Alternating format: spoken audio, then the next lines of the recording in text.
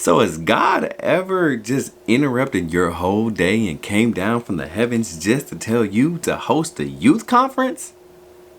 Well, that's kind of what just happened to me. So let me tell you how this went. So I'm a youth program leader at my church. And so I noticed that when we had to do certain programs like for Christmas and Black History Month and things of that,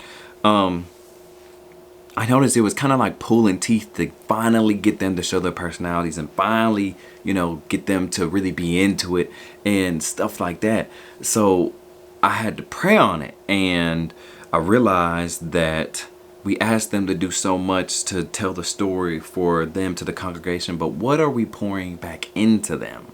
And so with that being said, God came down from the heavens and he was like, hey, bro, you gonna host a youth conference. And so I was like, they need that more than they need this program, especially since the holiday season's coming up and the programs are coming.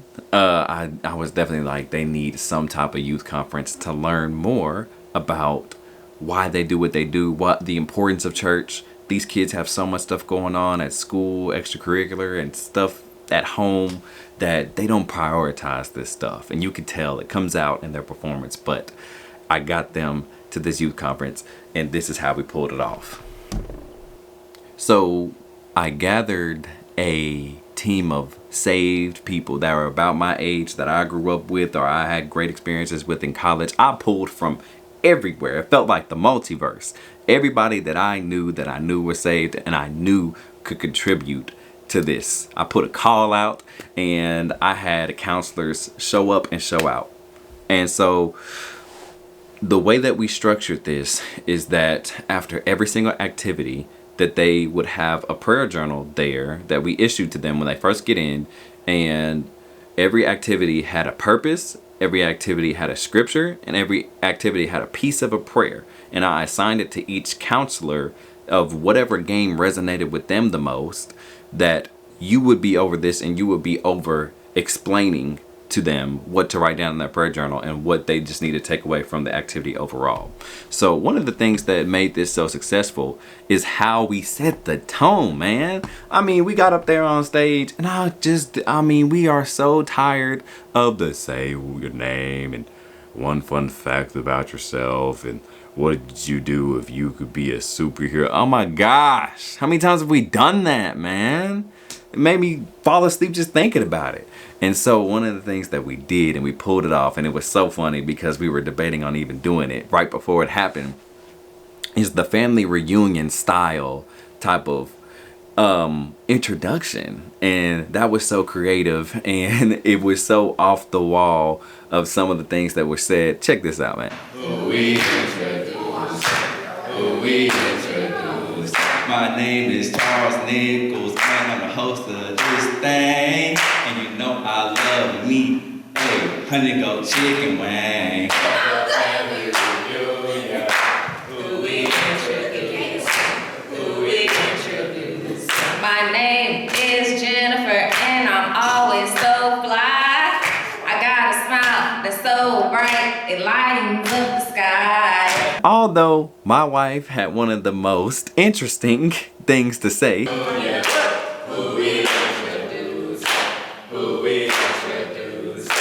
My name is Jayla, and I'm a mom of one. But rumor has it might be another little one. No.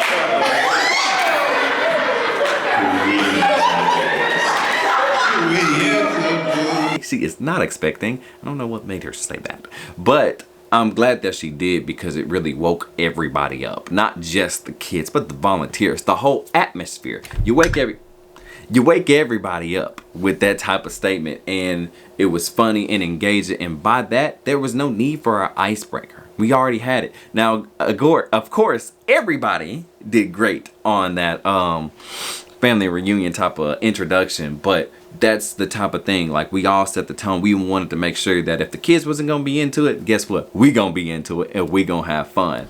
But that right there, I think that really, that activity, that whole introduction really set the tone for the rest of the conference. And so one of our first things on the agenda was the blindfold game. So the purpose behind this was the kids were going to go through this obstacle course while the counselors were trying to distract them and blindfolded. And they would have a partner that only one partner was going to be telling them the truth about what's going on. And so the whole reason behind this is that we were going to explain to them the tough trials in life and how you have to navigate through obstacles, but you have to get somewhere and hear the voice of God. Now, of course, you have to be there to really get the full experience, but that is the type of thing that we were going for. And Counselor JB gave them a piece of a verse and a piece of a prayer that goes along with that theme. And so after that, that was our leadership skills. So both pairs had a chance to, you know, go through the obstacle course and also lead. And so we asked them how they felt afterwards, and then we instilled everything that they needed into the prayer journal. Then after that, we had our confidence building activity, which was the talent show. One of the hardest things to do is get up on stage and talk, or let alone dance or do whatever you got to do. So we asked them to do this in youth programs. So now we asked them to do it on their own for this talent show type of deal in the competition style format. So we had them go and make up whatever type of show, whatever type of thing that they want to do, whether it be a skit, singing, dancing, whatever they wanted to do, and come back and perform it on stage. So it was broken up to boys and girls. And so it was such a hit that they wanted to do it a second time. So after that, and of course we had our debrief on, and they wrote down in their prayer journals again. And so after that, we did a lunch and learn. One of the things that we had them do, in addition to writing down in their prayer journal at the beginning, or receiving a prayer journal in the beginning, was write down how they feel on a note card. What do they want to get out of the conference and stuff like that. We reviewed all of the note cards and then broke it up into topics that we could address overall. Because I knew some of them were probably going to say the same things. And then we made a list of 1 through 10. And while we were eating lunch, we got a chance to chop it up with them and just tell them directly, like, you know, or just answer these questions directly and just chop it up with them and just have a conversation and stuff like that. So the lunch and learning went well. They got a chance to receive a lot of what the counselors had to say. And of course, we had a purpose. Like I said, everything has a purpose. They're writing in their prayer journal the importance of networking and the importance of, you know, where you have dreams, you got to have support. One of the things that we closed out the conference with was having an activity of what all did they learn. So I had each counselor come up with some questions about, like, what was the Bible verse for the blindfold game, or what was the you know, purpose of the talent show. Man, and my wife came up with this kind of impromptu, because this whole thing was kind of flexible, man, and that was a great way to close out that youth conference. So my advice to anybody watching, or anybody who's just watching just in general, have a team full of saved people. Don't try to take this task on alone and plan in advance. One thing about it is I pulled, like I said, it felt like I was assembling the Avengers, the way I was pulling everybody, and I checked up on them constantly. I probably got on their nerves, but at the same time, I wanted them to make sure that we were all on the same page, and also play to everybody's strengths. Like, I had certain games. I knew that some counselors were overcoming their comfort zone. So, or they have overcame their comfort zone. So I had them do the talent show, which that was the purpose behind it. So I had people go where their strengths were, whether that be volunteered or voluntold.